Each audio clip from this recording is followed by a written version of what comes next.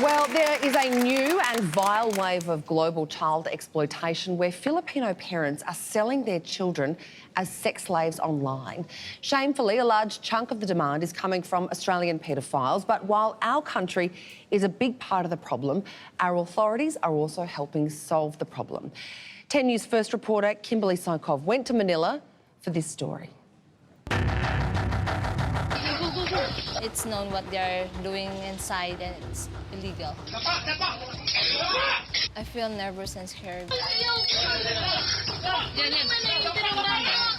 Chang was 14, sitting on a bed in front of a webcam when police and social workers came to her rescue. I sat on the bed and I remember I see my perpetrator, they handcuffed. It's a new wave of global sexual child abuse. Foreigners order a gender and age to be abused in a live sex show, often by a parent, relative or friend. Online predators or abusers can actually direct the live sexual abuse of children without leaving the comfort of their own homes. Too many are Australian. I personally feel a great deal of shame that these offenders are Australian, and I think it is one of the most shameful things to come out of Australia are our pedophiles. Anecdotally, I would say we're definitely in the top 3, possibly higher.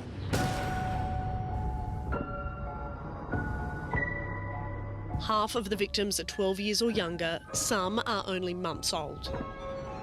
All the facilitators really need is a basic understanding of English, a webcam and an internet connection, and access to children. All of that here is pretty cheap and easy. I'm blown away by the increase in reporting globally.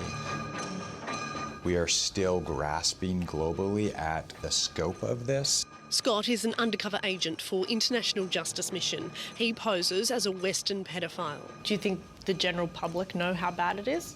No. Hi, good morning. Nice to meet you.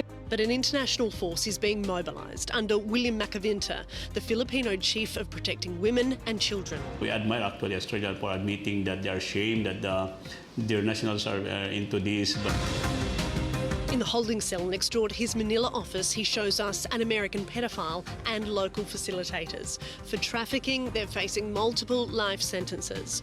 Those in Australia who order the abuse are looking at up to 25 years.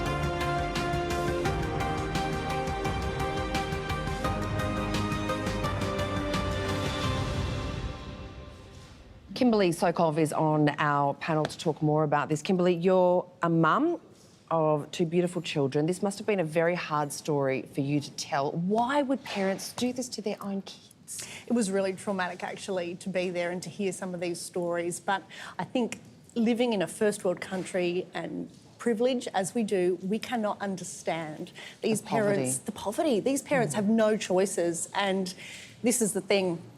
I went as a guest of International Justice Mission, which is a not-for-profit who aims to free people from modern-day slavery. And this is a form of online sexual slavery. So what they're doing is they go into these countries and they help to empower the local authorities to handle this, because a lot of it just gets swept under the rug because either they don't know how to do it, they don't have the resources to do it, or they can't get any criminal convictions through the courts. So they're helping out. I found interesting also therapy sessions when some of these children are taken to like a family of 6. Some of the therapy sessions reveal that the eldest boy said after it was the kids' idea because it put more money on the table, better food when they started their shows. The family had more money, they could eat at the local fast food chain, and their mother could stop working in the factory. So the kids are actually pushing this.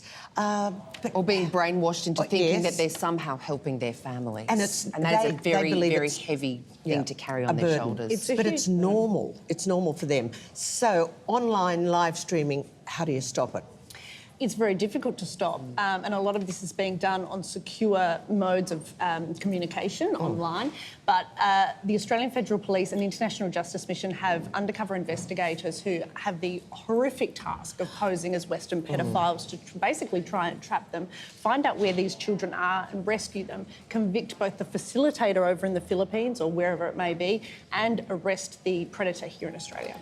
Such an important story, and I bet you hugged your kids a bit tighter when I you got sure did. home. Definitely Kimberly did. Sokoff, thank you so much for joining us. Thank It's you. an important story people really need to see.